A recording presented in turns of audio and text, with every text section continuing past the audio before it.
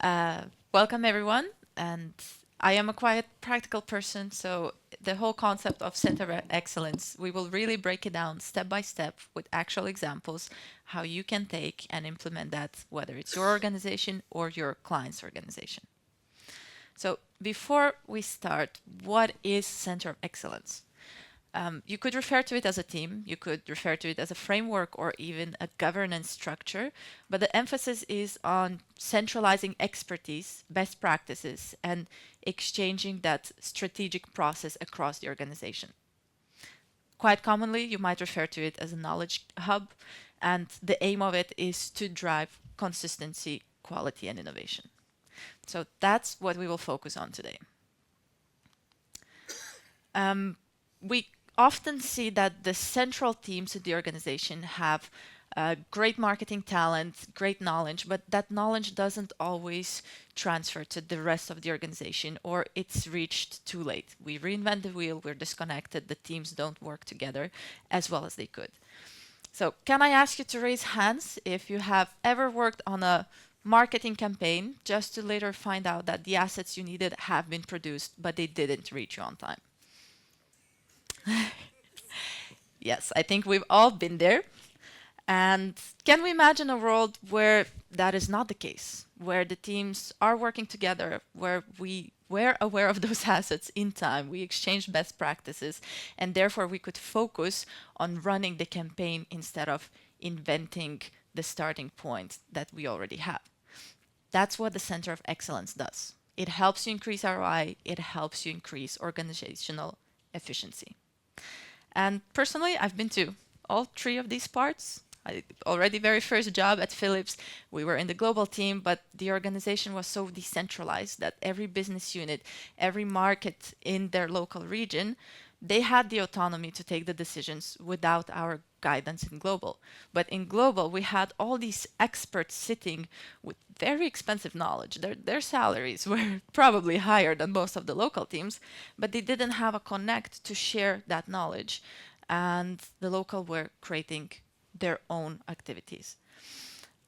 The same happened in my next job, but then I was on the local side. I was sitting down the hierarchy where even if I have ideas to change the process, I had no power over doing it because the global said this is how we follow the process, and no one really listened to what's happening down there.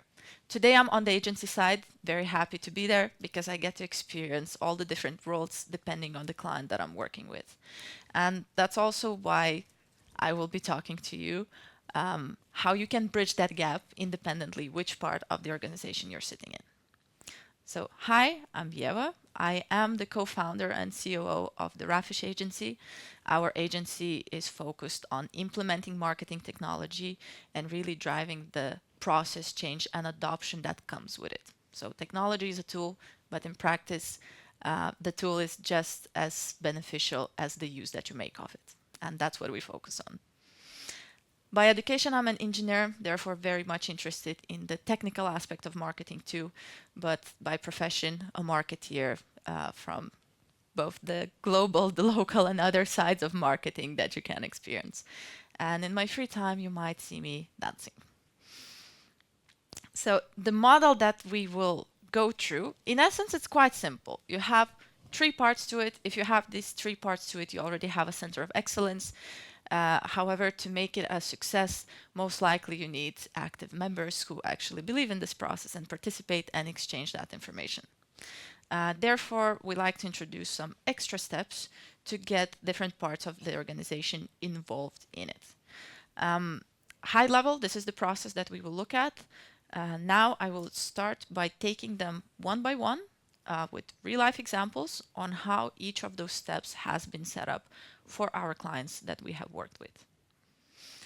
So, first, it's most effective if we are collaborating at this level of the organization. So, someone from the global team should either sign off or own the process to some extent. So, even if I'm an agency, I will most likely work with someone sitting in the global team in the organization and get their sign off on the activities that we're doing. If you are somewhere down in the division or a country level, you might be helping the global drive this process, but they need to be involved in order for this to be a success. If we have a stakeholder that is involved from the central team, we can start focusing on each step separately. So before we can run the Center of Excellence, we need to do an initial setup for each of these stages. So the first very important step is to have some sort of connection where people can come with questions. Depending on the organization, it can be very simple, it can be very complex.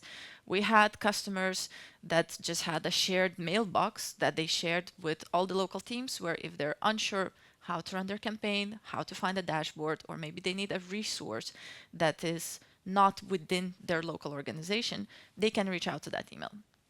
For other clients, we have a bit more complex setups with very structured forms where, depending on the type of the request, they would get routed to the correct team where the experts would reach out and give them the information that they need. So here, there's no excuse. If you don't have the resources, do it simple. Have a shared inbox that also works. If you have the tools, like in our case, we work with Sprinkler, then we can set up the process to facilitate the structure of the organization that we have. Once we have the support inbox, you will have different kinds of questions. Some might be very operational, as simple as where can I find this dashboard? Others will be more strategic of, hey, we want to start auto boosting content that performs well, but how do I identify what is well and how do I set up the technology to do it automatically? So in the central team, you should have the knowledge to be able to support those questions. And most of the times, companies already invested in software and in talent. We just need to make use of already existing resources. The other very important aspect, and that's where your two-way communication starts, is having some sort of online community for knowledge sharing. And this community will only be a success if you have engagement. So even if I, as a central team, set up, whether it's a Teams community or some sort of intranet, it is only as valuable as the information there and the people that are part of that community. So you need to think of it strategically and possibly even get ambassadors prior to launching the program who would be those engaging first users until the rest of the organization adopts this process. The other part is clear governance and ownership. Someone has to own the community. Someone needs to be able to find those ambassadors to give them the information that they will need to engage the rest of the organization and to have some sort of plan and a starting point. And the last piece, of course, valuable content. If there's no content to it, we don't want our employees wasting time scrolling another social media platform. We only want them there in order for them to exchange information that will make their life easier, their campaigns more effective. So some examples, as long as there is a possibility for a two-way communication, meaning that maybe someone in Italy can raise a question and then someone in Belgium shares their experience on that question, that's a two-way communication. This is part of what your community needs to have. The rest, you could have process documentations, you could have best case examples, you could have templates and assets that should be used. So anything that is making their life easier at the end of the day.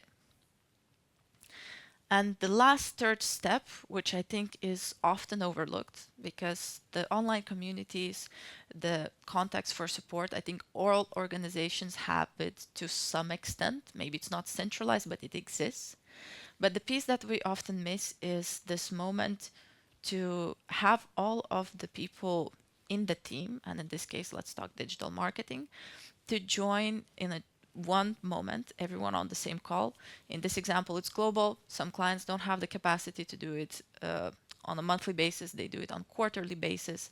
Whatever way it is, it's a moment for the parts of the team to present the knowledge they already have and make everyone aware of what might already live in the community, but also to gather feedback and insights back. So it shouldn't be a one-way communication channel of just putting out information. It should also be a moment to gain back insights, feedback, and how to improve as an organization. In terms of the types of content, It works best if it's a mix between, yes, this is the global strategy and guidance, what you should do, but here is a local use case, and here's maybe external presenter. Like sometimes we would even have LinkedIn joining the presentations, showing their roadmap for features that will become relevant once they're launched for the organization. And other times we would focus on demos of technology that my company paid for it. We're paying thousands and thousands of euros for license that each of you have, but you don't log in on a daily basis. And this is what you're missing out. So 5-10 minute demo just to make people aware of what is already out there. And once we have these 3 steps, we, in essence, established Center of Excellence, but now we need to get our teams involved and engaged in the process. So this is my personal favorite approach. You could do it differently.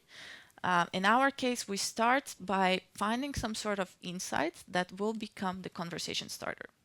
And here you can be creative. In our case, we would open up Sprinkler, look at all the data that is available about that team and the operations they're running, and we would look for insight that tells us something.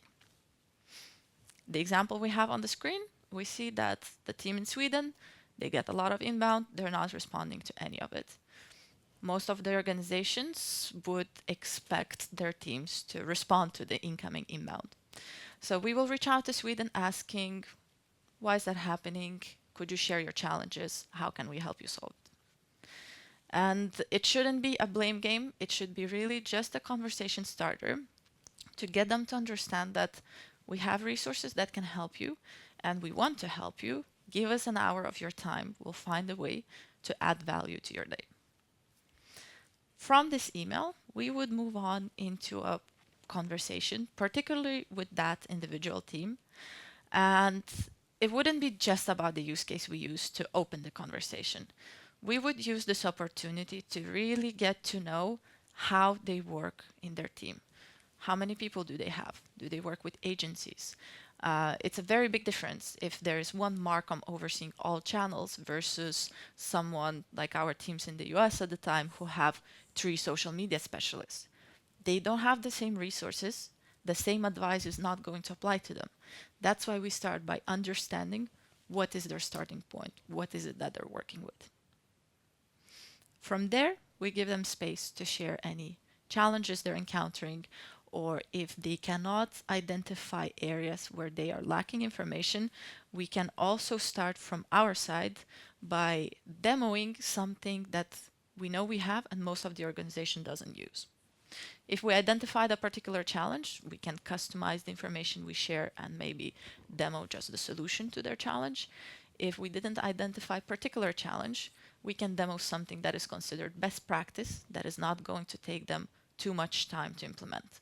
And I think for most organizations, we used to go with social listening because a lot of organizations in their early days, they use data to evaluate campaign performances. They rarely use market research before they start creating that campaign. So this was our go-to if we didn't identify the case. For this particular example that we had with inbound, Sweden was not responding because they were at an in-person event like we are today, and they didn't have their laptops on them throughout the day. So they couldn't be as responsive as they normally would. In this case, we actually do have solution, and that's something we would take offline, gather information, share as a follow-up. So in this case, we built a simplified dashboard for them to access on a mobile app, so they could be sitting in a hall like yourself, take out their phone, 2 clicks of a button, inbound is handled. They don't need to go through any complexities in the process. In other cases, it could be maybe they need a new dashboard, maybe they need a new process. And this is something that we can do offline and deliver to them after the call to make sure we add value. And while doing this, we also make them aware of the previously mentioned steps in the Center of Excellence, like the support channel. We make them aware that the question they ran into this time, if it comes up again, they can reach out to the support channel. If we identify that actually instead of having a challenge, it's one of the geographies that is performing better than the company average, and they have a very interesting use case, we invite them to present in the call. So we involve them in those different stages of the Center of Excellence through this discovery meeting. And it could be that out of 10 different businesses that you invite for this conversation, 8 of them respond and 2 of them ignore all 5 of your emails. That is fine. We need the majority to start this process, but over time, the rest, when they see the value that it can add to their day, they will voluntarily start participating. We don't need to expect everyone on day one.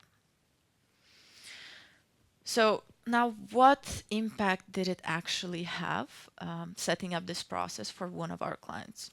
And I say one because we don't build a case on every single client that we introduce this to. But for this particular client, their goal was to hire an additional resource to get the budget from the CMO to run the Center of Excellence and to be even more proactive than the basic steps we covered today. So there are 2 aspects to what we considered a success. One part was operational success and really just making sure the organization is more data driven and is making use of the software that is already available to them.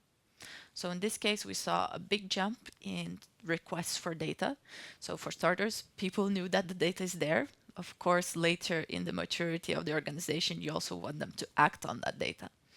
We started by making sure they have data. The other aspect was conversation between global and local, that they actually exchange best practices and work together on strategies for their campaigns. And the last piece, access to Sprinkler. All of these people already had users, they weren't logging in. Sprinkler is an expensive software. You want the adoption to go up if, as an organization, you already invest in that technology.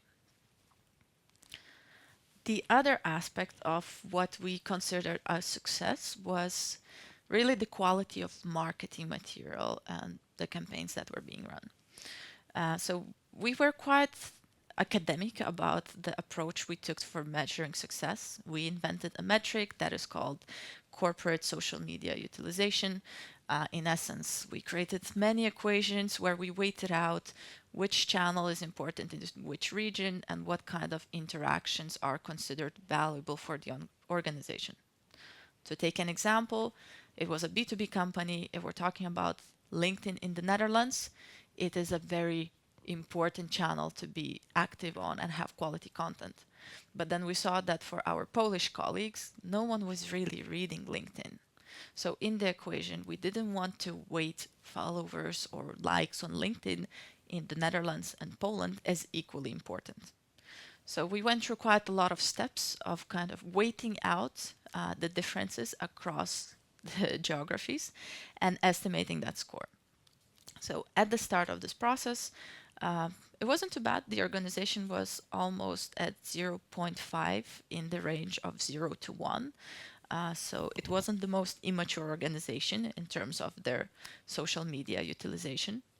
But we saw a very big difference. There were markets that were at 0 and there were markets that were at 0.9. So it's hard to bring the best performing markets even higher up. That's not going to have much impact on your overall average. That's why we focused on the lower ones. And for example, South Africa.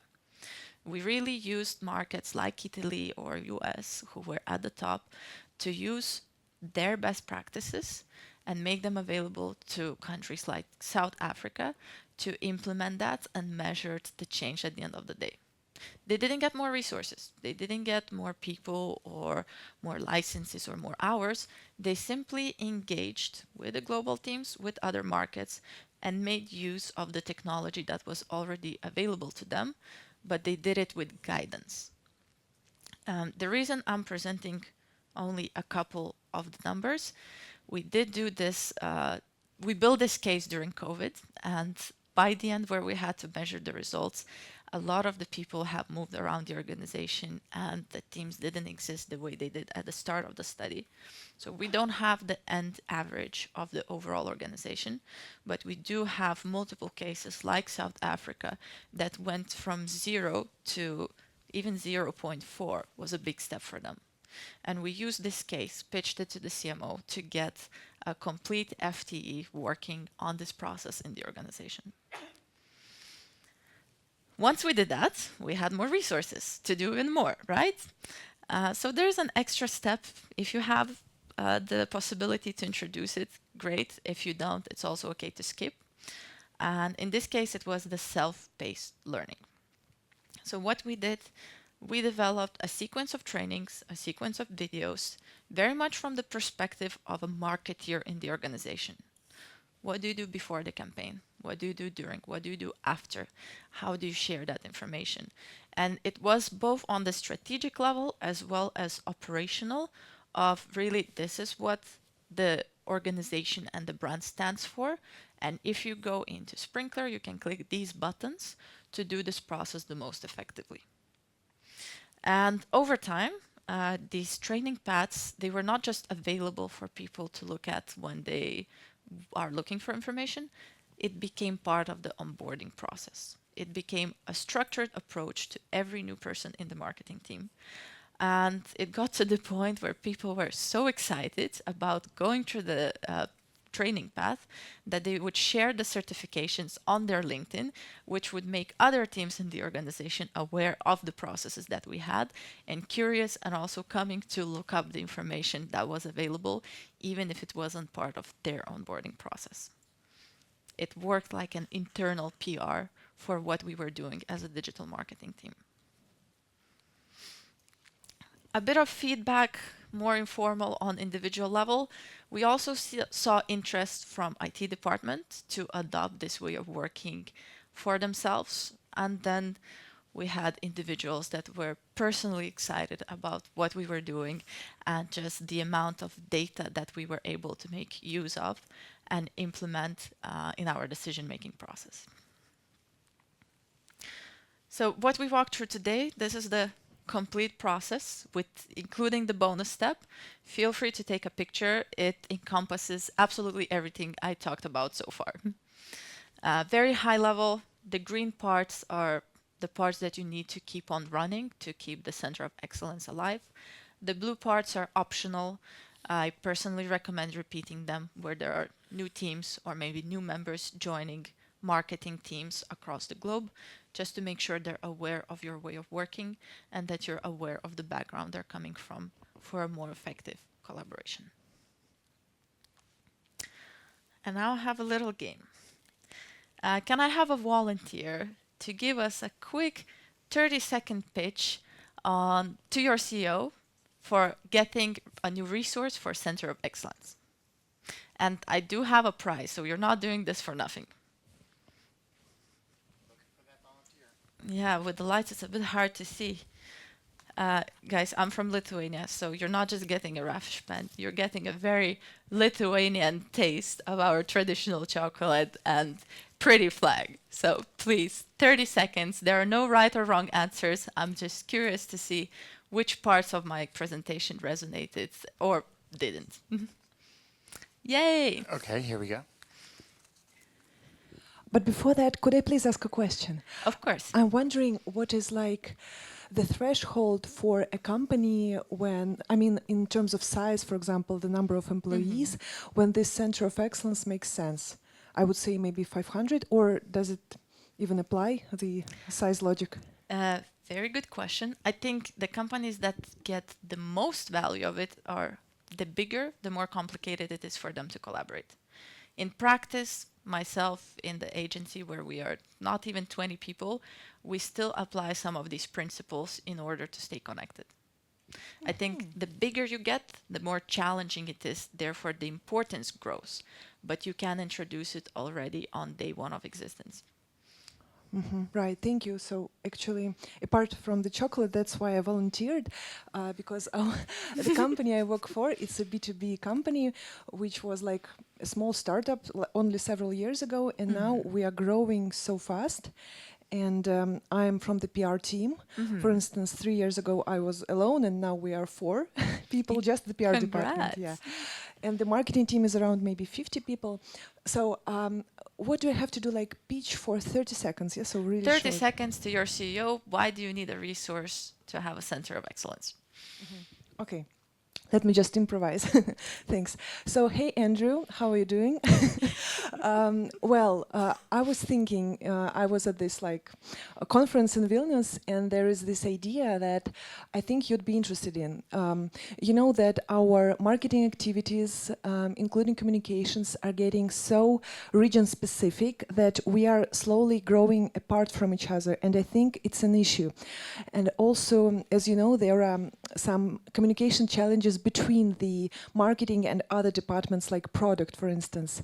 I have a suggestion of how to close this gap and how to ensure that in the future we will be closely collaborating both within our team and with other departments to make our marketing campaigns, I don't know, 30% more effective. I would like to have a number here.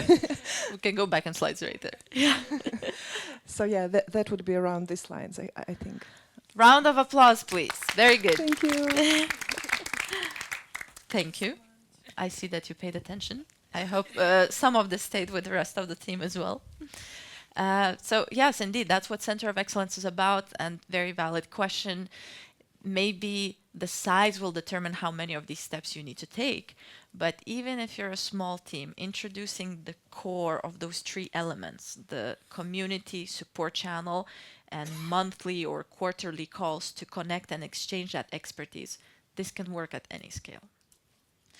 So thank you. I'm Ieva. If you would like to get in touch with me, there are my contacts, and now we have time for questions. Yes, you don't get away that easily. I wasn't planning to. Okay. So you've got a couple choices. You can raise your hand and I'll come to you and bring you a microphone, or you can use the tool and type in some questions. But first come, first serve. No more chocolate though, right?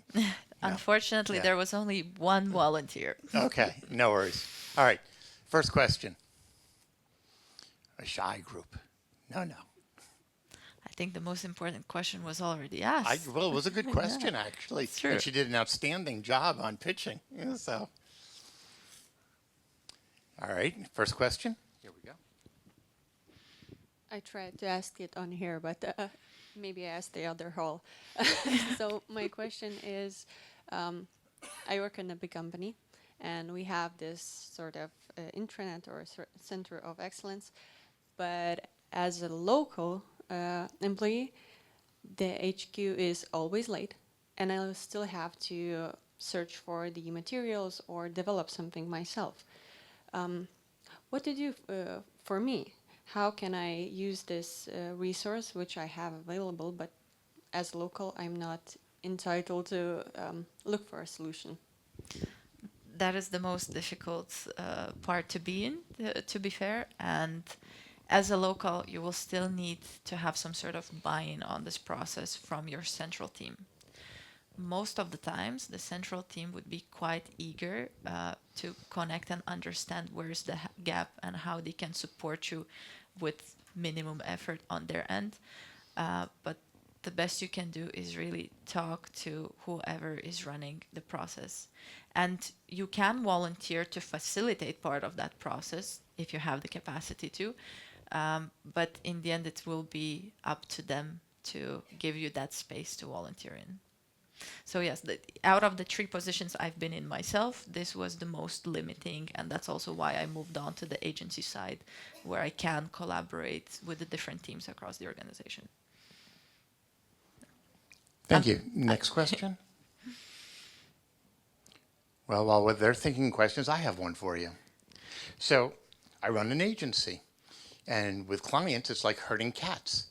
How do we get our clients to actually buy into this process, to communicate better across everybody? Yeah. So client needs to be at a certain level of maturity. Not every client will understand this right away, and sometimes it's just doing it over time. You start with the resources that are available. It could be even introducing just one of these steps and showing the client that it doesn't require a lot of their time to run it. Originally, resistance will come from, I don't have the resource on the team to even think about this framework. If you are able to facilitate parts of these process without requesting them for a lot of additional budget, and show the impact, over time they will become more open to introduce the rest. So the bigger the client, the more internal politics there will be associated with implementing a process like this. And it can take years.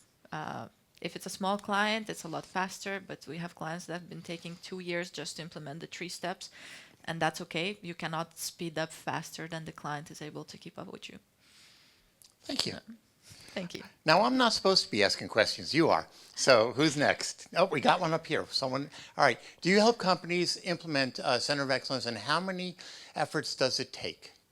Yes, we do. And efforts, that's a very open question. What do we mean by efforts? In practice, since we are a service-based agency, depending on the amount of hours the client is able to purchase, that's the speed at which we will be helping them to build it. So as simple as a couple thousand a month is already a starting point, but then the client needs to take ownership as well on their side to participate in the implementation. If the client wants to be completely hands-off, we have clients, large B2B companies, purchasing around 40, 50 hours a month for us to completely independently run that process.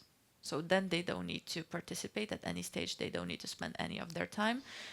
They just give us the green light, the approach. We even help them on defining the strategy, and we fully take them through every single step and through running those meetings, the inbox, and working directly with their local teams to make sure they can access that information. Yeah, but it can be, depending on the budgets they have, that will what will define the speed. Okay, there we go. You know, when I signed up for this, I didn't know I was going to do this exercise. You can skip gym today. Yeah, there you go. Thank you. So I understand with HQ and local and so on, do you think it could also work with like creative agencies, media planning, client side, like to have a center of excellence in this way? I think in that situation, it would make more sense to participate in someone's center of excellence. So in the examples we gave, media agencies would take part as in maybe doing those presentations, participating in the community. The agencies wouldn't run the process themselves if they are a creative or a media agency, but they can add a lot of value. And for the client to involve you in that process, they will save time and costs, because what you did well can be adopted by everyone else in the organization, not just the team that's directly budgeting the process. No. Okay, I'm a third of the way up, so you people are in range. Anybody? No? Yes? Okay, see, there's always one. You just wanted to see how high I'd go. Where'd you go? Oh, you sent it. After you told me after I climbed up here. Okay, so yeah, so we've got. It didn't show. Oh, here we go. Well, I am going to come over and we're going to. Thanks. Hi. So you talked about how much time does it take to implement the process, and it depends on the company size and so on, but how much time does it take to see a full-scale effect after the implementation is done? Does it also depend on the company size or the structure or the how fast the adoption happens? Very good question. When we were measuring the results for our case, we measured it in 2 moments in time, 6 months later and year after. Because setting it up will have one effect, but to keep it running will have a different effect. So in practice, the most results you see is at the moment where you're building because you're actively engaging, but that doesn't mean that this is what the long-term effect is on the organization. So I would say the first results are visible already in 6 months, but I would encourage you to measure again in a year and see if the efforts to sustain this process still pay off, or do you need to re-implement elements of it. Okay, thank you. Well, I've made some new friends up here. Anybody else? No? Oh, you have a question? Yeah, I've got one question. So there is someone needs to run the Center of Excellence, like project manager or something, that you would suggest one person to take responsibility of that, or How do you share this responsibility? Well, the ownership should live with a person, most likely one person, and often the director of social or director of digital marketing. But owning it doesn't mean running it. So ownership in terms of the person who takes the decisions on how it should look like, it should be one. But in terms of running it, it can be shared responsibilities across the team and even with your agencies. So most of the times we would see maybe a more junior staff member overseeing that the process is actually happening, engaging and starting those conversations, and the more senior members to just participate in the strategic decision making.